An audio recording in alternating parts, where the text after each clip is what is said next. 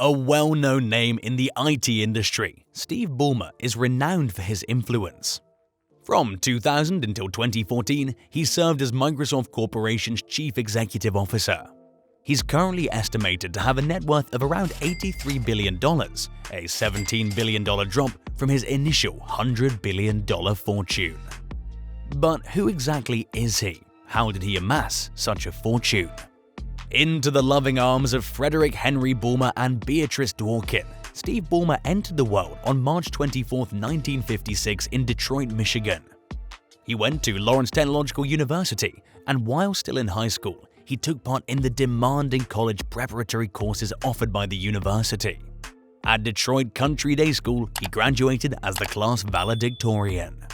In 1977, he attended Harvard University, where he earned a Bachelor of Arts in Applied Mathematics and Economics.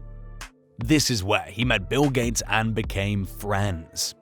He worked for both the Crimson and the Advocate newspapers as a student at Harvard and oversaw the football team for the Harvard Crimson.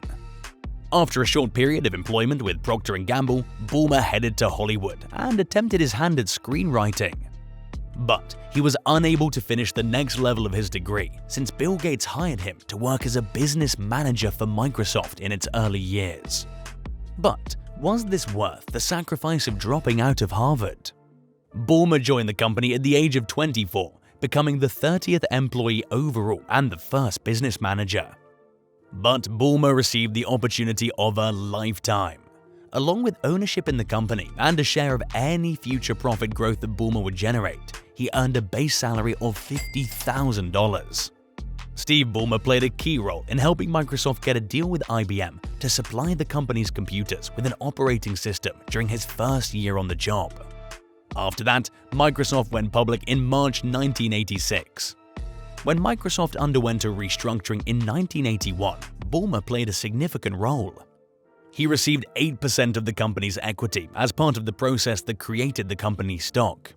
He didn't sell any shares until 2003, when he sold some 39.3 million shares. Hence, his stake was reduced to 4%, which he still owns today. But how did Ballmer rise in the ranks at Microsoft? Steve Ballmer served as Microsoft's second-in-command during the months of July 1998 and February 2001, and he was directly responsible to Bill Gates, the company's then CEO. Ballmer was then elevated to the position of Chief Executive Officer of Microsoft in January 2000. Under his direction, Microsoft started a program where it allowed developers to experiment with a variety of products. This includes the Xbox, Microsoft's widely known and pioneering entry into the world of game consoles, as well as the Zune, a practically unheard of rival to the iPod. Microsoft was able to experience great financial success under Ballmer's direction. The company's yearly revenue rose from $25 billion to $70 billion, translating into a 215% rise in net profit throughout that time. Ballmer had a number of positions early in his career, including those of president and executive vice president of sales. He spent 14 years at Microsoft, during which time he improved business strategy, oversaw the introduction of the first Xbox, and made investments in cloud computing. He's also credited with creating the organization's cloud computing infrastructure. Interestingly, Microsoft was able to launch the development of the Bing search engine and purchase the internet telephony business Skype. However, Microsoft succumbed to competition from firms like Apple and Google, despite its triumphs under Ballmer. In spite of being a well-managed company, Microsoft hasn't been effective in bringing innovative items to market in the realms of gadgets and hardware advancement. In February 2014, Ballmer announced his resignation as Microsoft's Chief Executive Officer. He also made the decision to leave the board of directors in August of the same year.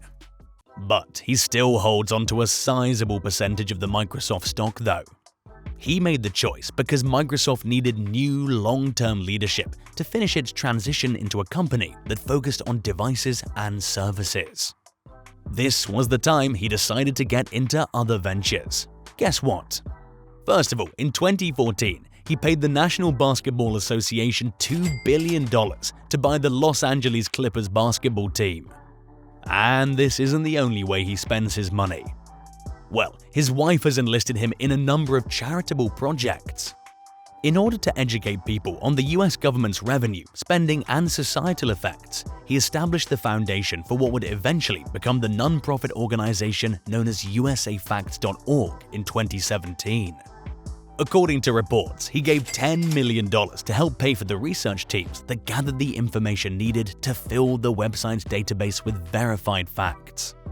Ballmer has also donated generously to a variety of groups that promote philanthropic causes throughout the years. For instance, he gave $50 million to the University of Oregon, among other things.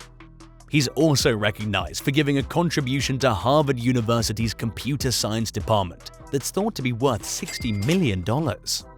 He's also invested $59 million in Social Solutions in 2018, a company that develops software for government and non-governmental organizations.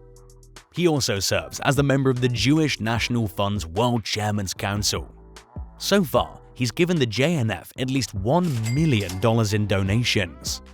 So, has he received any accolades? Former French President Nicolas Sarkozy awarded Steve Ballmer, who was the CEO of Microsoft at the time, the title of Knight in 2011. The honor is often given to military soldiers who shed their lives while fighting in French territory during World War II. The French president believed that Microsoft merited the honor because of the company's efforts to enhance both global trade and quality of life. Even now, the impact Steve Ballmer had on Microsoft Corporation and the technology sector is still being felt. Thanks in large part to his financial know-how and the leadership he's shown during the course of his 33 years with the company, Microsoft moved from being a fledgling startup to a market leader. So, what do you think about Steve Ballmer? Is he the reason for Microsoft today's success?